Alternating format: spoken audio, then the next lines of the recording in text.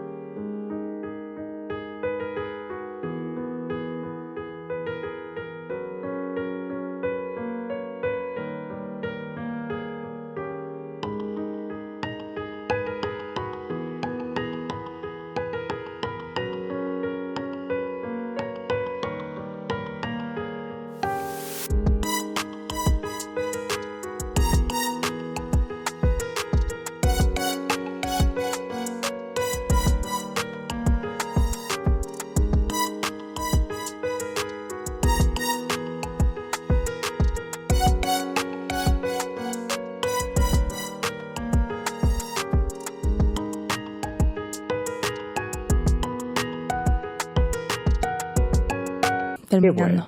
Nos alegra tenerte aquí. Bienvenida. Muchas gracias por invitarme también. Gracias por estar aquí. Y finalizo aquí saludando a Soleil. Soleil es de Uruguay. ¿Cómo estás, Soleil? Bienvenida. Muy bien, muchas gracias. Qué bueno. Acá, bendecida con todos los compañeros y todos con un mismo propósito de aprender más sobre Jesús, sobre la Biblia y agradecida a Nuevo Tiempo. Y no vamos a perder más tiempo, entonces ¿Sí? estamos listos Así para es. poder tomar nuestra Biblia y poder conocer más de ella. Aquí tenemos una costumbre sobre lo que Jesús enseñó sobre las Sagradas Escrituras. En cada temporada nosotros vemos desde una óptica diferente o ampliamos mejor las enseñanzas de Jesús en respecto a ciertos temas. En esta temporada vamos a ver algunos aspectos que en la temporada anterior no hemos visto. Por ejemplo, en el estudio de hoy vamos a tomar un texto base con el cual vamos a iniciar nuestro estudio. El libro de San Juan, capítulo 17, versículo 17, encontramos la oración sumo sacerdotal de Jesús. Aquí tenemos el texto y dice, santifícalos en tu verdad, tu palabra es verdad. ¿Cómo llamó Jesús a su palabra? Como la verdad absoluta. Nosotros vivimos en un tiempo donde pareciera que no existe una verdad absoluta. Ya se dieron cuenta que en nuestra sociedad posmoderna, cada quien quiere tener su propia verdad.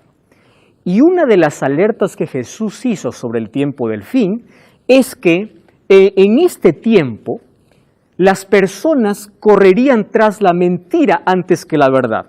Jesús dice en Mateo 24, mirad que nadie os engañe. ¿Por qué? Porque la mentira parece que está por encima de la verdad. Ahora nosotros encontramos a las personas alejándose de la Biblia y basando su vida en sentimientos, en emociones, en argumentos filosóficos y humanos, pero no en la palabra de Dios. Eso es triste. Por eso vemos un nuevo concepto de matrimonio. Hoy encontramos un nuevo concepto de valores que antes establecían a una sociedad sólida. Hoy tenemos una moralidad cada vez más quebrada porque el ser humano ha sacado la palabra de Dios de su vida, de sus casas, se está sacando de las escuelas. ¿Y a dónde estamos llegando? A la sociedad que nosotros tenemos. Ahora por allí hay muchas personas que dicen tener una mente abierta es aceptar cualquier argumento o aquello que yo creo que me hace bien. Yo antes de decir de tener una mente abierta, prefiero tener una mente iluminada por la palabra de Dios. Porque aquel que se fundamenta en la palabra de Dios y no en argumentos humanos, tiene una base sólida para ser feliz. Y Jesús dice, santifícalos en tu verdad, porque tu palabra es verdad. La pregunta es, ¿cómo llegó esta verdad a nuestras manos? Y para eso encontramos un texto, segunda de Pedro, capítulo 1, versículo 19 al 21. Presten atención aquí. Tenemos también la palabra profética más segura, la cual hacéis bien en estar atentos como a una antorcha que alumbra en el lugar oscuro, hasta que el día esclarezca y el lucero de la mañana salga en vuestros corazones. Entendiendo primero esto, que ninguna profecía de la Escritura es de interpretación privada. Ahora presten atención a lo que dice el apóstol, porque nunca la profecía fue traída por voluntad humana, sino que santos hombres de Dios hablaron siendo inspirados ¿por quién? Por el Espíritu Santo. Miren, la Biblia tiene una doble naturaleza. Naturaleza divina, humana. Divina porque ¿quién es quien inspira? El Espíritu Santo. Y humana porque ¿quiénes son los escritores? Los profetas. Ustedes encuentran allí, ¿verdad? La parte divina, inspirando, y la parte humana, escribiendo, intentando colocar ese mensaje en un lenguaje comprensible para la humanidad. Hay una palabra que está colocada allí, y basándome en eso yo quiero colocar otras dos palabras que nos hacen muy bien poder comprenderlas. Existe la palabra revelación, la palabra inspiración y la palabra iluminación. Estas tres palabras nos van a ayudar a tener una comprensión muy amplia sobre las Sagradas Escrituras. Vamos por la primera, revelación. Dios se reveló de tres maneras, o se revela de tres maneras a la humanidad. La primera se llama una revelación general. ¿Qué es la revelación general? Dios se revela a través del universo, a través de la naturaleza. Alguien dice, cada vez que la ciencia abre una puerta, encuentra a Dios detrás de ella. Cuando vemos la naturaleza, Salmos 19, 1 dice, los cielos cuentan la gloria de Dios. Es decir, Dios se revela a través de la naturaleza, a través de la historia, a través de la conciencia. Dios se revela. Esa es una revelación general. Pero también existe una revelación específica. ¿Qué es la revelación específica? Dios tratando de colocar un mensaje para la humanidad a través de un profeta. Es por eso que los profetas recibían revelaciones a través de sueños, a través de visiones, a través de palabra de Jehová me vino y me dice que digan. Los profetas reciben. Y el conjunto de todo aquello que Dios colocó en la mano del profeta es lo que hoy llamamos Biblia. Es decir, la Biblia es una revelación específica. Pero existe una tercera revelación que yo gusto de llamar la máxima revelación. ¿Cuál es la máxima revelación de Dios? A través de Jesucristo. Entonces, Dios se revela de manera general a través de la naturaleza, de manera específica a través de la palabra de Dios y de manera máxima a través de Jesucristo. Eso es revelación. ¿Y qué cosa es inspiración? Inspiración es el proceso por el cual Dios comunica al profeta un mensaje. Es decir, nosotros no podemos ser inspirados. ¿Quiénes eran los únicos inspirados? Los profetas. ¿Qué significa inspirado? Dios no dictaba las palabras. Dios colocaba el mensaje y los profetas lo escribían en su propio idioma. Por eso es que encontramos en la Biblia una variedad de escritura.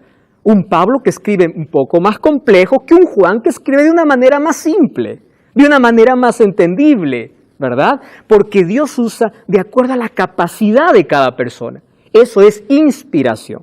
¿Y qué cosa es iluminación? Iluminación es el proceso por el cual el Espíritu Santo nos ayuda a comprender la palabra de Dios. Es decir, nosotros no somos inspirados, pero sí somos, ¿qué cosa? Iluminados. Cuando pedimos que Dios pueda hablarnos, el Espíritu Santo ilumina nuestra mente para hacernos comprender aquello que inspiró al profeta. ¿Se comprende eso? Revelación, inspiración e iluminación. En todo este proceso hubo un agente. ¿Quién es? El Espíritu Santo. El Espíritu Santo está aquí para iluminar incluso nuestro conocimiento en la profundidad de la palabra de Dios. Ahora viene una pregunta. ¿Cómo si la palabra de Dios es inspirada por Dios y todas las religiones cristianas tienen una sola Biblia? ¿Por qué hay 34,000 denominaciones cristianas si todas usan la Biblia? ¿Verdad? Si la palabra es inspirada por Dios, ¿por qué tanta división? ¿Por qué tanta placa? ¿Por qué? ¿A qué se debe? Ahora, esa es una muy buena pregunta, porque hay algunas iglesias que entienden de una manera, interpretan de otra manera. Algunas son flexibles, otras parecen más rígidas, algunas parece que el evangelio lo hacen más complejo, otros parece que lo hacen más sencillo. ¿A qué se debe? Entonces hoy tenemos que responder esa pregunta. Saben, eso ha hecho que nuestro mundo posmoderno rechace la verdad. ¿Por qué rechaza la verdad? Porque dicen, la religión es un negocio, cada día se abren nuevas iglesias, cada una dice tener la verdad, pero esa no nos responde. ¿Por qué existen tantas religiones o tantas denominaciones religiosas si solamente hay una Biblia? ¿Alguna vez ustedes se han preguntado eso? Vamos a la respuesta. Y yo encuentro por lo menos 3 razones. ¿Está bien? Vamos a analizarla. Primera razón, acá hay un libro que nos ayuda.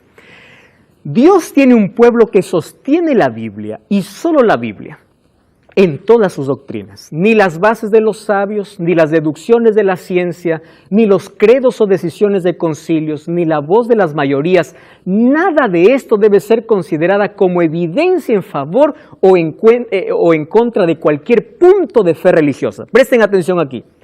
Antes de aceptar cualquier doctrina o precepto, debemos confirmar si lo autoriza un categórico, así dice Jehová. ¿Cuál es la primera razón por la cual existen muchas denominaciones religiosas?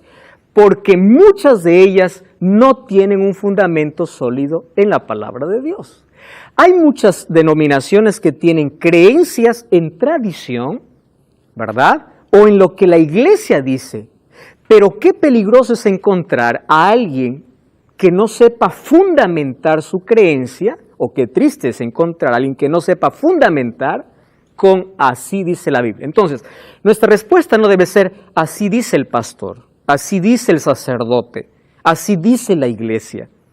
Cuando nosotros tenemos que creer en algo, ¿dónde está nuestro fundamento? En la Biblia. Debe ser así dice Jehová.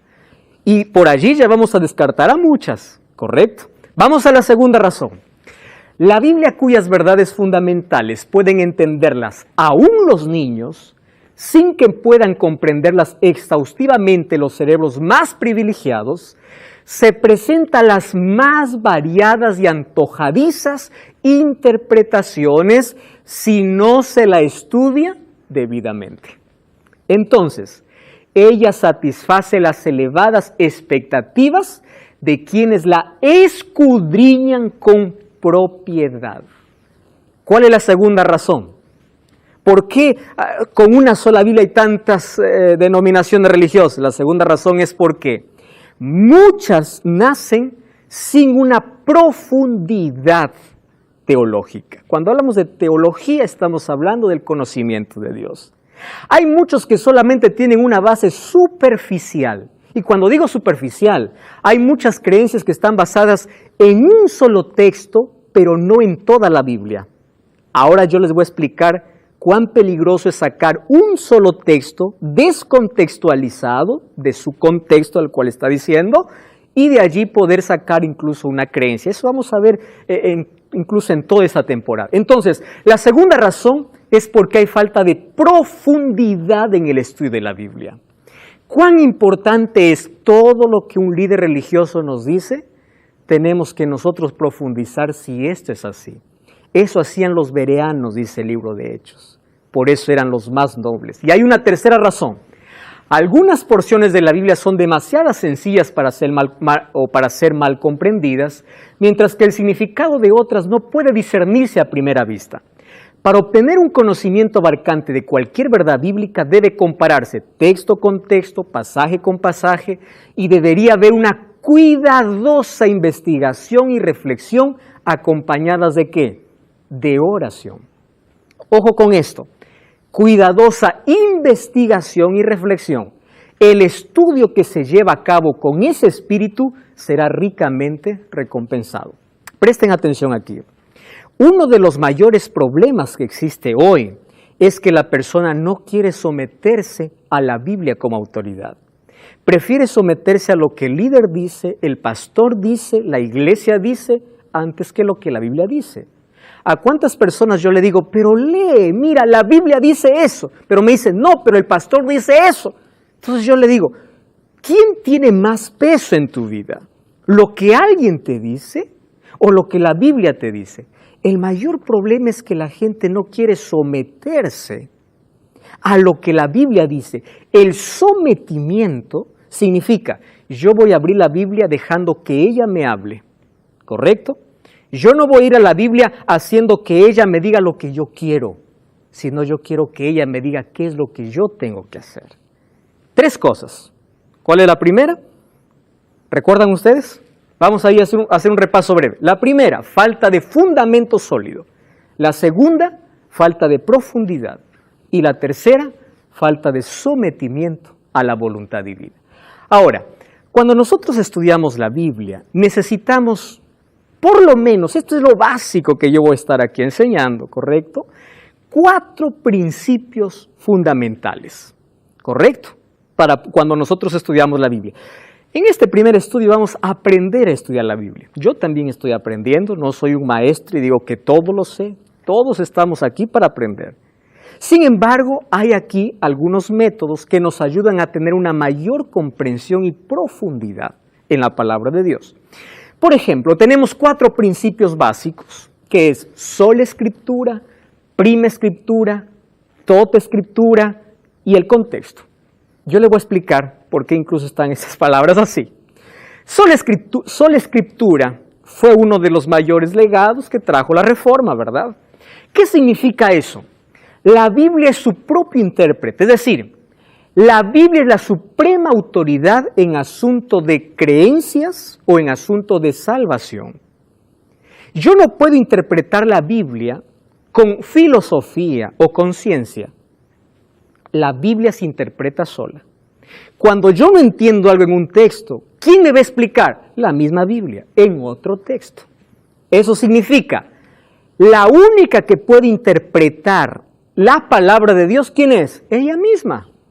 Ella misma se interpreta. Yo no necesito otro tipo de interpretaciones.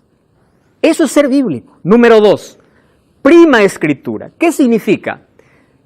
La Biblia está por sobre toda autoridad humana o eclesiástica. Nadie puede decir, la Biblia dice así, pero la iglesia dice así. Eso es muy peligroso. La Biblia dice así y punto. Porque ella es la máxima autoridad. Por eso es prima escritura, es lo que está por encima de todo, incluso más allá de nuestras emociones y caprichos. Número 3, toda escritura. Nosotros tenemos que ver el cuadro completo, es decir, la totalidad de la escritura. Ahora fíjense, hay algunos que desprecian el Antiguo Testamento. Ya vieron a personas decir, el Antiguo fue para el Antiguo, el Antiguo fue para el judío. La Biblia dice en 2 Timoteo 3:15, toda escritura es inspirada por Dios. Y saben una cosa, ¿ustedes saben cuál fue la Biblia que Jesús usó? El Antiguo Testamento, porque el Nuevo Testamento todavía ni se escribía. Aquel que dice el Antiguo ya no vale, entonces Jesús usó un manuscrito que no valía. ¿Cuáles son los manuscritos que usaron, por ejemplo, el apóstol Juan y el apóstol Pablo? La mayor parte de referencias de Apocalipsis, por ejemplo, ¿saben dónde tiene su fundamento? En el Antiguo Testamento. 104 versículos de Apocalipsis, ¿sabe de dónde son tomados? Del Antiguo. El apóstol Pablo, cada vez que escribió una carta, ¿dónde tenía su fundamento? En el Antiguo Testamento. Entonces, aquel que dice el Antiguo ya no vale, el Antiguo ya quedó en el pasado, tiene que profundizar un poco más. ¿Por qué? El Antiguo y el Nuevo Testamento se complementan. Y en ese complemento encontramos el cuadro completo de la salvación. ¿Y qué cosa significa el contexto? Cada vez que yo voy a la Escritura, yo tengo que, cuando leo un texto que es un poco difícil, ver cuál es el contexto, la cultura, el lugar, la circunstancia, el tiempo. ¿Correcto? Ahora, para todo eso necesito depender del Espíritu Santo, pedir ayuda al Espíritu Santo y someterme al Espíritu Santo. 4 principios, ¿correcto? Fundamentales. Ahora, tomando base estos 4 principios, vamos a ver qué cosa nos enseñó Jesús, porque Jesús nos enseña un método cómo nosotros podemos estudiar la Biblia. Existen muchos métodos, ¿correcto? Mas yo voy a tomar el fundamental, aquel que es enseñado por Cristo. ¿Ustedes saben que Jesús era un intérprete de las Escrituras o no? Él lo era. Y vamos a usar su método. ¿Cuál era el método de Jesús? Miren lo que dice Lucas 24:27. Jesús, cuando aparece allí a esos 2 discípulos que iban para Emaús, después de un diálogo que tiene con ellos, dice Lucas, comenzando desde Moisés. Cuando hace referencia a Moisés, ¿a qué está haciendo referencia? A los 5 primeros libros que escribió Moisés, que se llamaba el Pentateuco, o la Torá, o libros de la ley, ¿correcto? Y siguiendo por todos los profetas, les declaraba en todas las escrituras de lo que él decía.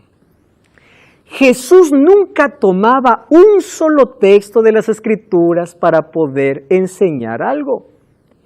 Él tomaba todas las escrituras, ¿qué significa? Los libros de la ley y los profetas.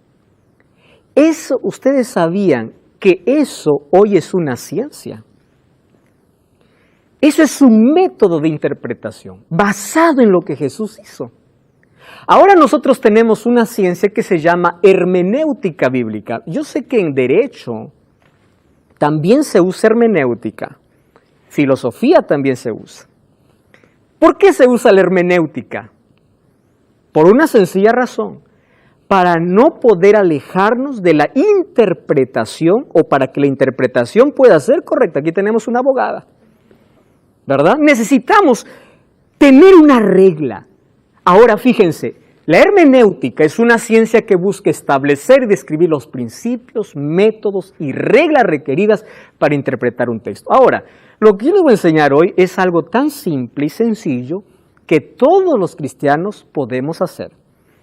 Me perdonan allí mis amigos de teología, porque en teología nosotros aprendemos un método más amplio, mas hoy estoy hablando para todos nuestros amigos que tienen interés en profundizar su conocimiento en la palabra de Dios.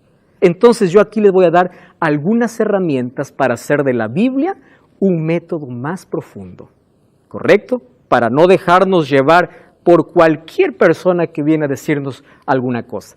Jesús ya interpretaba las Escrituras, hoy existe una ciencia que es la hermenéutica que nos ayuda a poder interpretar la Biblia.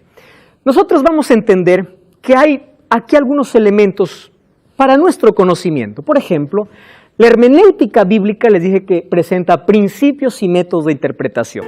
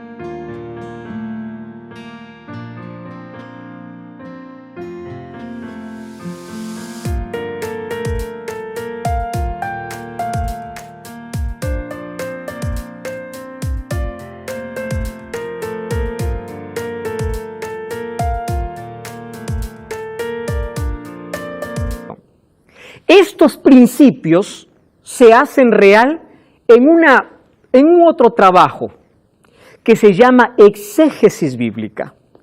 Yo les voy a explicar aquí algunos pasos que nosotros podemos hacer. ¿Qué cosa es la exégesis bíblica? Es la práctica de la interpretación que la hermenéutica me manda. Es decir, la hermenéutica coloca los principios y la exégesis es el trabajo. ¿Qué cosa es exégesis? Exégesis es profundizar nuestro conocimiento en un texto bíblico. Para ello hay principios, ¿correcto? Y esos principios vamos a ver. ¿Para qué nos sirve la hermenéutica y la exégesis? Para evitar imponer nuestras opiniones sobre el texto. Para eso nos sirve. Además, nos ayuda a explicar de manera clara lo que el escritor bíblico quiso decir cuando escribió el texto, para comprender su significado más profundo y así podamos aplicar a nuestra vida y transmitir la palabra de Dios de una manera fidedigna y relevante. Por eso, todo pastor, todo líder que se coloque en un púlpito para poder enseñar a su iglesia, tiene la responsabilidad de poder profundizar aquello que va a decir. ¿Correcto? Sin embargo, todos somos llamados a profundizar nuestro estudio. La Biblia no se debe estudiar de manera superficial. Si para tener una carrera se necesita 5 años de estudio, para nuestra salvación, ¿acaso no tenemos que también hacer un estudio profundo? Por supuesto que tenemos. Ahora fíjense, 2 Timoteo 2:15, el apóstol Pablo le dice ahí a Timoteo, procura presentarte como un obrero digno, alguien que interpreta bien la palabra de Dios. Es decir, Dios quiere que nosotros podamos profundizar nuestro conocimiento en la Biblia. ¿Y saben qué cosa es lo más triste? Hoy tenemos tanta gente que va a una iglesia pero sale vacía, porque no hay profundidad en la palabra de Dios. Estamos de regreso, esta es Biblia Fácil, hoy en una nueva temporada y ya sabes que nosotros tenemos un maravilloso curso bíblico llamado Las Enseñanzas de Jesús. Todo este contenido puedes tenerlo totalmente gratis allí en tus manos. Solamente tienes que ahora mismo enviarnos un WhatsApp al más 5512 98 100 14 60. Hazlo en este instante y nosotros estaremos entregándote este curso en tu dirección. Si vives en Sudamérica, formato físico, a todo color. Si vives fuera de Sudamérica, en formato digital. Pero sé parte de nuestro estudio. Estamos hablando de que la Biblia no puede ser tomado como un libro cualquiera. como un libro donde la lectura es superficial, como el diario. No, no. La Biblia necesita ser leída con profundidad para poder evitar tanto engaño que por allí se proclama. Entonces vimos que hay dos herramientas que nos ayudan, la hermenéutica y la exégesis. Mas hoy voy a enseñar, esto ya es en un nivel más avanzado, ¿verdad? Mas hoy voy a enseñar cosas tan simples que nos van a ayudar en nuestra profundidad al poder leer la palabra de Dios. Por ejemplo, ¿qué cosa es exégesis y hermenéutica? Es escarbar. Aquí coloqué una imagen, ¿verdad? Es ir a lo profundo. ¿Dónde se encuentra el oro? No se encuentra en la superficie, se encuentra en lo profundo. Para eso estas herramientas nos ayudan. Ahora fíjense, ¿cómo el diablo es tan astuto? En la Edad Media, Satanás persiguió la palabra de Dios, encadenó la palabra de Dios. No quiso que nadie pueda tener la palabra de Dios. Entonces su estrategia era persecución. Hoy el diablo cambió de estrategia. Ya no es persecución. Hoy la Biblia está en las manos de toda la humanidad, casi toda la humanidad. ¿Saben cuál es su estrategia? Interpretación. Lee la Biblia, pero interprétalo como tú quieras. Ya no es persecución, sino interpretación. Y para no caer en ese error, vamos a ver algunos elementos. Primero, la Biblia habla de un Dios perfecto en un lenguaje imperfecto.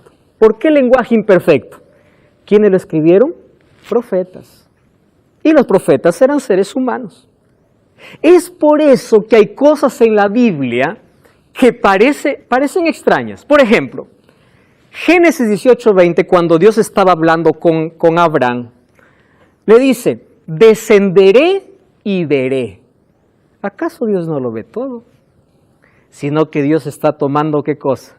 El lenguaje humano, para que nosotros podamos comprender. Después que Noé salió del arca, dice, mi arco he puesto entre las nubes, y así yo me acordaré. ¿Acaso Dios se olvida? Dios no se olvida. Era para que el ser humano cada vez que ve el arco iris pueda recordar la promesa de Dios, pero Dios nunca se va a olvidar. ¿Se dan cuenta? Un mensaje de un Dios perfecto, pero en un lenguaje imperfecto. Ustedes vieron Génesis 6, dice, y Jehová se arrepintió. Ah, pastor, que Jehová también se arrepiente. Un Dios perfecto, un lenguaje imperfecto. Allí toma, ¿qué cosa? El lenguaje humano. ¿Cómo nosotros nos expresamos para que podamos comprender? Ahora fíjense, cuando las palabras quedaron cortas, Juan 1:1 dice, el verbo se hizo carne. Cuando ya no había manera de demostrar a la humanidad la perfección de Dios, o quién es Dios, Él mismo se hizo carne. Y Él nos muestra, por eso Jesús es la máxima revelación. Además de eso, nosotros tenemos otra dificultad. La Biblia no fue escrita en español. La Biblia fue escrita, el Antiguo Testamento en hebreo, partes en arameo, y el Nuevo Testamento en griego, pero era el griego koiné. El griego koiné era el idioma del pueblo, no era el idioma de los educados, no era el idioma real, era el idioma del pueblo. Ahora, hay palabras que en hebreo y en griego, al ser traducidas a los idiomas, algunas de ellas pierden fuerza. Por eso necesitamos profundidad para poder investigar, y hoy tenemos a disposición muchas herramientas de léxico que nos ayudan a comprender. En teología nosotros estudiamos parte de los idiomas, pero una persona que no va a estudiar teología también puede profundizar su estudio. ¿De qué manera? Vamos a presentar, por ejemplo, algunas herramientas para poder traducir algunos significados. Vamos a colocar estas herramientas a disposición de todos para poder profundizar nuestro estudio. Primero, mire el ambiente cultural. Cuando usted lea la Biblia, usted lo va a leer con la mente occidental. ¿Recuerdo? Nosotros tenemos la mente occidental. Es por eso que hay mucha confusión. Porque uno quiere interpretar la Biblia con nuestro pensamiento. ¿Quieren pasarles un ejemplo? En el pensamiento hebreo, ¿qué cosa es alma? En el pensamiento hebreo, alma es polvo de la tierra, soplo. ¿Qué es alma? Tú, yo, es un ser vivo. Entonces, cuando la Biblia dice alma, el hebreo no está pensando lo que piensa el griego. El griego piensa, alma es algo que sale del cuerpo. Y uno quiere interpretar la Biblia con un concepto lejos del pensamiento original. ¿Me están entendiendo? Entonces, cuando nosotros vamos a la Biblia, tenemos que conocer el pensamiento hebreo. ¿Correcto? Otra cosa, infierno. La Biblia, la palabra infierno, Seol, es sepultura. Cuando en el Antiguo Testamento dice, infierno, sepultura. Nosotros vamos a la Biblia, infierno. Infierno es un lugar de tormento. Eso no era la mente hebrea. ¿Se dan cuenta? Qué peligroso es cuando empezamos a interpretar las palabras hebreas con un pensamiento occidental y mucho más contaminado por la filosofía griega. Nosotros tenemos mucho de lo que los griegos nos dejaron, conceptos y filosofía. Y es por eso que de allí vienen las diversas interpretaciones. Aquí dice infierno, pero yo le digo, entiende, infierno para aquel que escribió no era lo que tú estás pensando. Infierno era sepultura. Por ahí ya comenzamos a interpretar mal. ¿De acuerdo? Otra cosa. Génesis 31-34 dice que Labán persiguió a Jacob porque su hija se había robado los ídolos. Para mí eso no tiene significado, pero para ellos sí. Porque si la hija tenía los ídolos del padre, significa que ella tenía toda la herencia. ¿Se dan cuenta que el texto tiene otro sentido cuando yo empiezo a ver su ambiente cultural? Para nosotros, para comer usamos cucharas, ellos usaban las manos. Es por eso que en Marcos 7, cuando los acusaron a los discípulos de Jesús de no haberse lavado las manos, era una tradición cultural. Y hay muchos que dicen, todo lo que entra por la boca no contamina, está diciendo, puedes comer todo. Querido, no está hablando de eso, está hablando de una tradición cultural que ellos tenían. Cuando nosotros entendemos el ambiente cultural, nos libramos de tantos errores de interpretación. Número 2, entonces recién está poniéndose aquí cada vez más interesante. 2, analice lo que lee. Cuando digo analice, lea varias veces el texto, el capítulo y el libro. Hay personas que leen un versículo y dicen, así dice, pero ese texto puede estar cortado de una explicación que viene después. Alguien dice, mire pastor, Hechos 10 dice que Dios le dijo a Pedro, levántate y come, y ahí había cerdo, culebra y todo. Entonces, todo lo que Dios limpió ya está limpio para comer. ¿Eso es lo que está diciendo Hechos 10? No, si tú lees todo el capítulo, no está hablando de comida, está hablando de aquello que los judíos llamaban inmundo, que eran los gentiles. Entonces, cuando leemos un texto, tenemos que leer todo el capítulo y, si es necesario, todo el libro, para poder comprender y no hacer interpretaciones vagas. Vea el contexto, el análisis histórico. El apóstol Pablo a veces escribe para resolver un problema. Eso vamos a ver cuando lleguemos a las epístolas. Busquen pasajes paralelos que traten sobre el mismo tema. Entonces, aquí no entiendo un asunto, hay otro libro que lo explica. Y usted se va a dar cuenta que cuando usted tenga la verdad más amplia, tiene una mayor comprensión. ¿De acuerdo? Otro. Determine el género literario. La Biblia fue escrita en género literario. Tenemos prosa, poesía. Los escritores identificaron sus escritos en historia, proverbios, profecías, evangelios, parábolas, epístolas. Yo no puedo interpretar una parábola como una profecía. Por ejemplo, en las parábolas se usan muchas imágenes, pero esas mismas imágenes en profecía significan otra cosa. ¿Se da cuenta? Entonces, la persona que va a leer, cuando lee la profecía, tiene que ver, ¿esta profecía qué cosa es? ¿Clásica o apocalíptica? Clásica significa para su tiempo, apocalíptica para nuestro tiempo. Esto que estoy leyendo, ¿qué cosa es? ¿Un símbolo? ¿Una figura? Es así como uno profundiza en la palabra de Dios. Ahora, cada género tiene sus propias características. Por ejemplo, hay algunos que toman la parábola del rico y Lázaro para decir que existe el infierno. Cuando las parábolas no se interpretan de manera detallada, sino se busca el mensaje. Esa es la función de la parábola. Por allí vienen errores de interpretación. Miren, por ejemplo, este es un texto simple. Mateo 5:44. La naturaleza de ese texto es poética. Jesús dijo, amad a vuestros enemigos. Alguien dice, pastor, ¿cómo voy a amar si me hace daño? Yo no tengo amor, yo tengo amor por aquel que amo. ¿Cómo voy a amar a mi enemigo? ¿Qué está queriendo decir Jesús cuando dice amar a vuestros enemigos? Amar es el principio, Pero ¿cuál es la explicación? Recuerden que el texto está en forma de poesía. Ahora, la explicación es, tú vas a amar a tu enemigo haciendo 3 acciones. Haciendo el bien a los que te aborrecen, bendecid a los que os maldicen y orad por los que calumnian. Esa es tu manera como tú amas al enemigo. Cuando uno lee el texto de esa manera, uno tiene una mayor comprensión. Encuentre sentido a lo que lee. ¿Qué significa? Mire las palabras que se repiten. ¿Cuál es el texto que sobresale? Y hoy les voy a enseñar de manera sencilla que la Biblia incluso tiene una estructura literaria. Hay una estructura que se llama paralelismo, quiasmo. Por ejemplo, el Salmo 119 fue escrito en forma de un acróstico.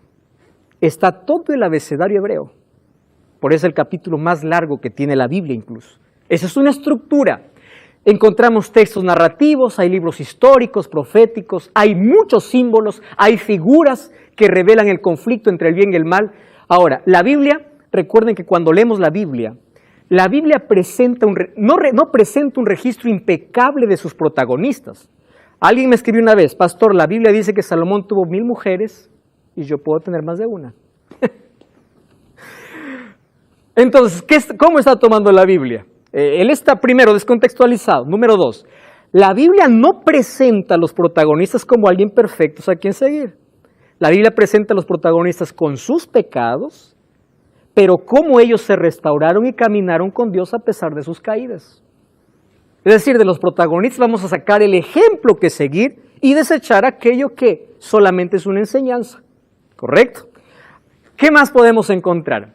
La Biblia es bella en su diseño. Queridos, cuando nosotros comprendemos esto, vamos a dejar de mirar a la Biblia como un conjunto de hojas blancas. La Biblia es preciosa en su diseño. Por ejemplo, el 40% del Antiguo Testamento es poesía. ¿Sabían eso? Ojo, pero la poesía para los hebreos no era igual que para nosotros. Era muy diferente. ¿Por qué? La poesía hebrea tiene características únicas.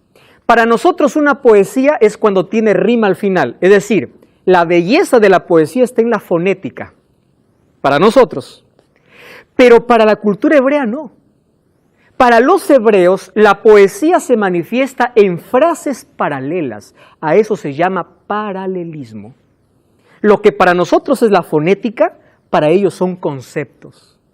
Ahora les voy a hacer un ejemplo. Miren, esto es una poesía para nosotros. Aquí una pareja de enamorados dice: nadie sabe cuánto amor corren por mis venas, ni que tu dulce sonrisa me alivia algunas penas.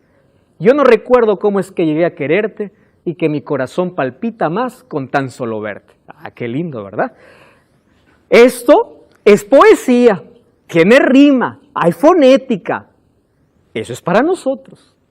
La poesía para los hebreos estaba, ¿en qué forma? De paralelismos. Y por lo menos encontramos 3 tipos de paralelismos. Primero, paralelismo sinónimo. Miren lo que dice Salmo 103:10. No ha hecho con nosotros conforme a nuestras iniquidades, ni nos ha pagado conforme a nuestros pecados. ¿Qué significa paralelismo sinónimo? Cuando la segunda línea es parecida a la primera, pero con un ropaje diferente. No ha hecho ni nos ha pagado. Iniquidad.